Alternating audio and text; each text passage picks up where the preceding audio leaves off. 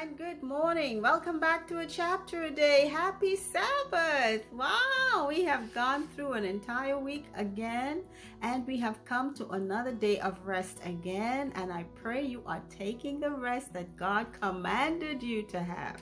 Each one of us is granted a day of rest, the day of rest that God has given to us. And that's today, the seventh day, Sabbath. Yesterday on Nehemiah chapter 12, we read about lots of, offerings and dedications, lots of ceremony going on, and a lot of names of priests and sons of Levites, etc., who were taking part in these dedications of the temple and of the wall of Jerusalem that was just rebuilt.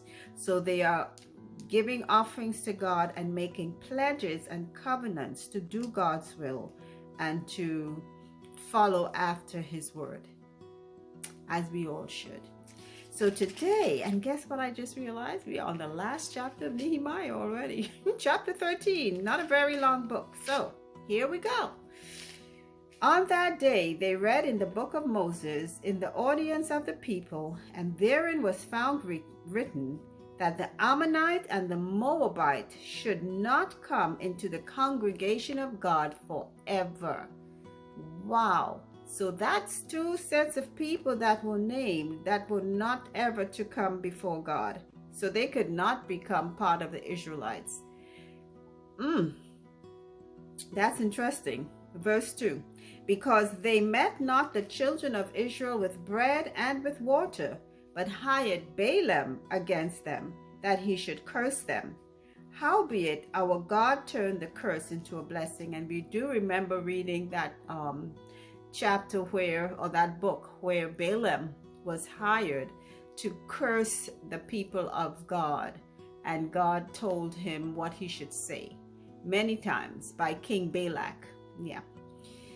Verse 3. Now it came to pass when they had heard the law that they separated from Israel all the mixed multitude. And before this, Eliashib the priest, having the oversight of the chamber of the house of our God, was allied unto Tobiah, and he had prepared for him a great chamber, where aforetime they laid the meat offerings, the frankincense, and the vessels, and the tithes of the corn, the new wine, and the oil, which was commanded to be given to the Levites and the singers and the porters, and the offerings of the priests. Okay, so what's happening here is, we heard that the Ammonites and Moabites should never be part of the congregation of Israel because of what the incidents where they had hired Balaam to curse the people of Israel. But God turned it around. And then it was also noted that one of the priests had been a friend of one of the opposers, the one whose name was Tobiah, and had given him a chamber in the temple, I believe, or a place where they would have previously kept things pertaining to the temple. And he there was occupying that place. So let's see what happens. Verse 6. But in all this time was not I at Jerusalem, for in the 32nd year of Artaxerxes king of Babylon came I unto the king, and after certain days obtained I leave of the king. And I came to Jerusalem and understood of the evil that Eliashib did for Tobiah in preparing him a chamber in the courts of the house of God. So I guess it really was a part of the temple that he gave this man. And he was not even an Israelite. Tobiah was not an Israelite. And verse 8. And it grieved me sore. Therefore I cast forth all the household stuff of Tobiah out of the chamber. Then I commanded, and they cleansed the chambers. And thither brought I again the vessels of the house of God, with the meat offering and the frankincense. And I perceived that the portions of the Levites had not been given them, for the Levites and the singers that did the work were fled, every one to his field. So So when Hezekiah came and found out that Eliashib, one of the priests, had given this place to live for Tavan, I don't understand. Why would you take a portion of the temple of God and give it to someone to live in who was not even an Israelite? But Nehemiah put a stop to that. He threw out all of Tobiah's things and cleansed the chamber that should have been used for only holy things. See, sometimes we do some real nonsense as believers who know better in order to be in cohorts with unbelievers. Verse 11. Then contended I with the rulers and said, why is the house of God forsaken? And I gathered them together and set them in their place. Then brought all Judah the tithe of the corn and the new wine and the oil unto the treasuries. And I made treasurers over the treasuries, Shelemiah the priest, and Zadok the scribe, and of the Levites Pedaiah, and next to them was Hanan the son of Zachar, the son of Mattaniah, for they were counted faithful, and their office was to distribute unto their brethren. Remember me, O my God, concerning this, and wipe not out my good deeds that I have done for the house of my God, and for the offices thereof. In those days saw I in Judah some treading winepresses on the Sabbath, and bringing in sheaves and lading asses, as also wine, grapes, and figs, and all manner of burdens, which they brought into Jerusalem on the Sabbath day. And I testified against them in the day wherein they sold victuals. So, they have a mixed multitude among them. These are not all Jews or Israelites living in the cities of Jerusalem and Israel. So some of the people are just doing what they usually would do, not being Israelites, and they are selling on the Sabbath and carrying all sorts of burdens and things, goods. So they're like having a flea market on the Sabbath, which is not supposed to be done. Verse 16. There dwelt men of Tyre also therein, which bought fish and all manner of ware, and sold on the Sabbath unto the children of Judah and in Jerusalem. Then I contended with the nobles of Judah, and said unto them, what evil thing is this that ye do, and profane the Sabbath day?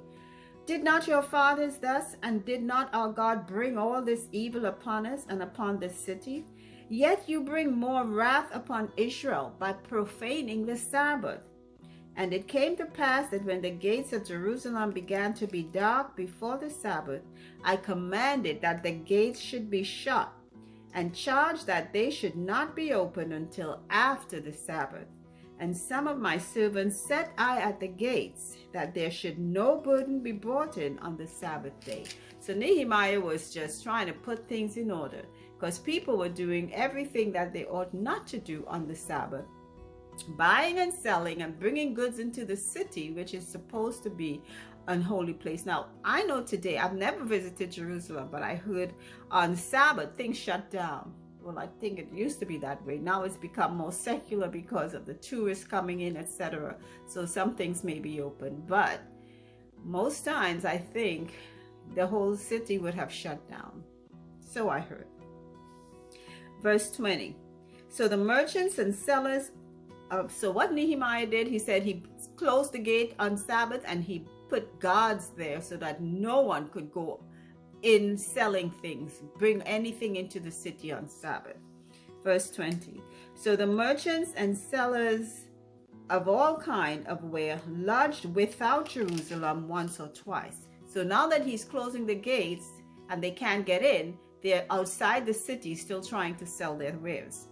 Verse 21. Then I testified against them and said unto them, why lodge ye about the wall? If you do so again, I will lay hands on you. From that time forth came they no more on the Sabbath. So you know what? Sometimes we got to get a bit rough, serious when we are working for God. They are outside of the gate now that they can't get in, still trying to sell things to the people. So Nehemiah had to threaten them. Okay, verse 22. And I commanded the Levites that they should cleanse themselves, and that they should come and keep the gates to sanctify the Sabbath day. Remember me, O my God, concerning this also, and spare me according to the greatness of thy mercy. In those days also I saw Jews that had married wives of Ashdod, of Ammon, and of Moab. And their children spake half in the speech of Ashdod, and could not speak in the Jews' language, but according to the language of each people. And I contended with them, and cursed them, and smote certain of them, and plucked off their hair, and made them swear by God, saying, You shall not give your daughters unto their sons, nor take their wives unto your sons or for yourselves. Now, this is something that God had instructed the children of Israel since they started through the wilderness. Do not mingle with the heathens. Do not do it, because they're going to bring you away. They're going to cause you to commit idolatry. God was very strict in telling them this. And what did they do? Exactly what God said not to do. Verse 26. Did not Solomon, king of Israel, sin by these things? Remember Solomon with his maybe over 1,000 women, for whatever reason, I don't even know. What happened to him? Caused him to commit idolatry. As wise as he was, and God gave him that wisdom, he was still as foolish as ever when it came to women.